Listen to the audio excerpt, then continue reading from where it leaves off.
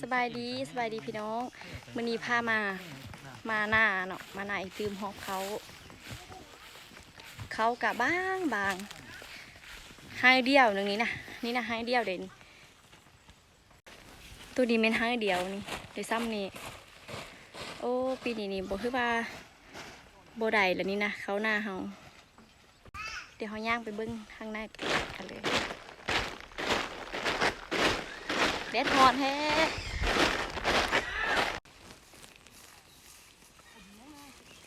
เมื่อทางละนึงย่างก็ทางนึงเดี๋ยวซ้ำนี่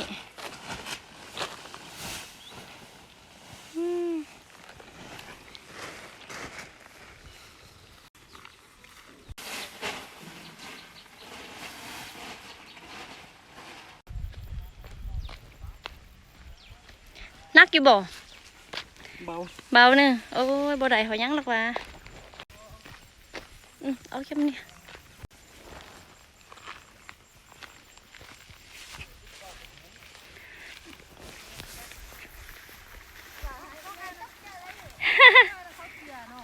เป็นจังได้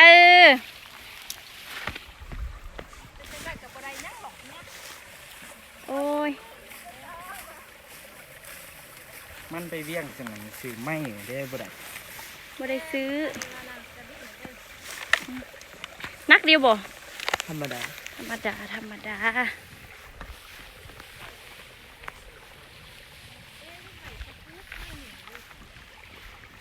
มีทั้ง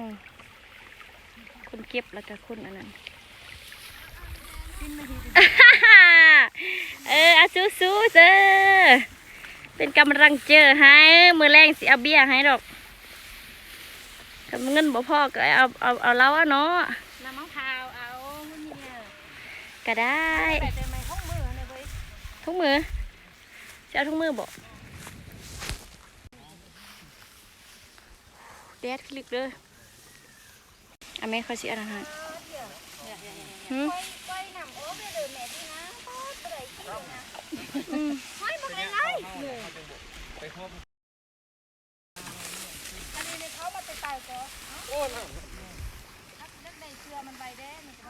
หนึ่งสองอีห้องสิจัดการดอกอยู่ห้องกิน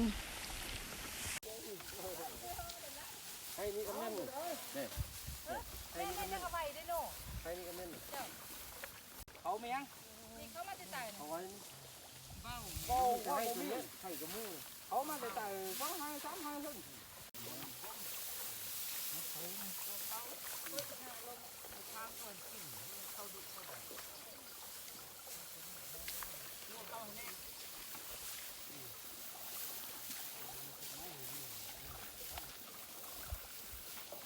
เขาบางๆตัวนี้มีแล้วเนี่ยอันห้านึงได้ห้าฮอบห้านึงนะ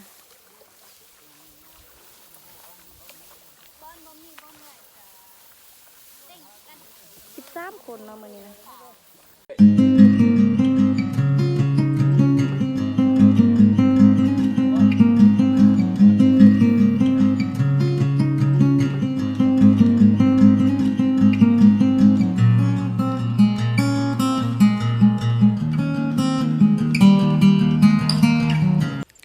ตัวนี้ก็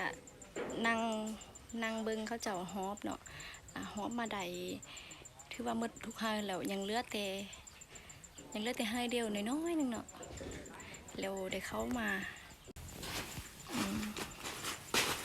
เมื่อทงมืดหน้าเฮาก็ได้แต่เขาซ้ำนี่แหละอันนี้นี่แม่นฮอบสุดท้ายแล้วนี่นะเฮ็ดจังได้สิกลุ่มพี่กลุ่มน้องเนาะ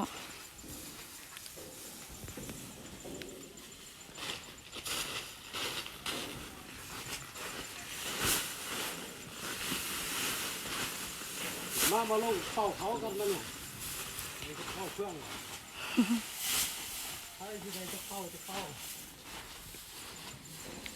กระไดซ้ำนี่แหละพี่น้องเมื่อทงเมื่อหน้าเฮาได้แต่ซ้ำนี่เนาะกระดีแล้วที่ว่ามันมีเขาให้เกี่ยวเพราะว่าเขาบางเจ้าบางหน้ากับบ่มีฮอดเขาสิเกี่ยวเลยเพราะว่าปีนี้มันเขาเป็นพญาติเขาเป็นบัวเนาะมันเป็นบ่เป็นห่วงเลยนะแบบ ใหญ่ขึ้นมาแล้วเป็นหุ้นใต้เมื่อธนาดีแล้วที่ว่าเฮามีเขาเกี่ยวนะมาเบิ่งนำกันว่าเฮาสิได้จักเป่าน้อยสุดก็แม่น10เป่านี่ซะเนาะ10เป่าขึ้นซะจักหน่อยกินข้าวกินน้ำแล้วรถเขาจะสิมารถรถปั้นเขานะตัวนี้ก็ไปเกี่ยมของกินก่อนเนาะไปเลยนี่มันเขานาเฮาที่ว่าฮอบได้แล้วเนาะฮอบแล้วมืดทุ่งมืดหน้าก็ได้แต่ซ้ำนี่แหละพี่น้องเอ้ยเนี่ยแต่ละปีหันก็ได้50ลงมาเนาะบรุษ40นะ45ขึ้น45ขึ้นก็มาเบิ่งปีนี้ก็โอ้ที่ว่ารุดหลายเนาะมันเป็นบัวพอดีเนี่ยกับอันนั้นตำมะฮุ่งแซ่บเลยนะ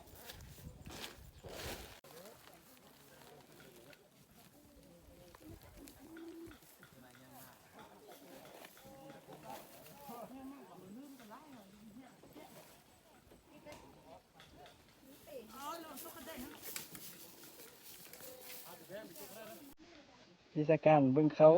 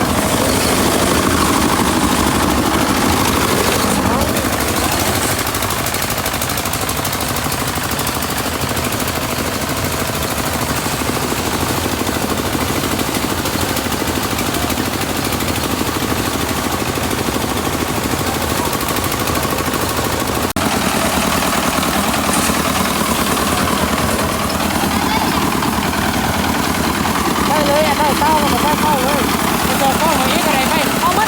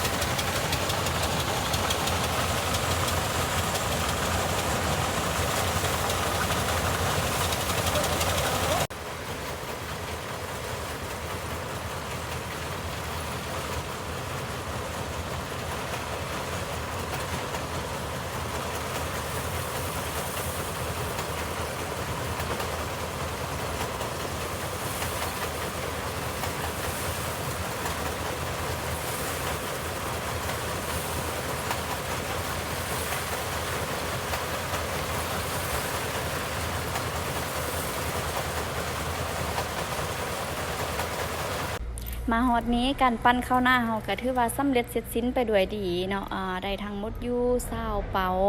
บ่คุ้มกินดอกพี่น้องเอ้ยปีนี้อีใดซื้อเขากินบักแพงๆน่ะนี่นะเขาเดี๋ยวนี้น่ะเป็นราคาเนาะแต่ก็บ่เป็นหยังดีก็บ่มีอันเกี่ยวเนาะตอนนี้ก็ได้เอาเขาขึ้นมาไว้ฮ้อไว้เฮือนแล้วขอบใจทุกคนที่ติดตามเด้อขอบใจหลายๆสำหรับคลิปนี้บ๊ายบายฝากกดไลค์กดแชร์ให้เด้อ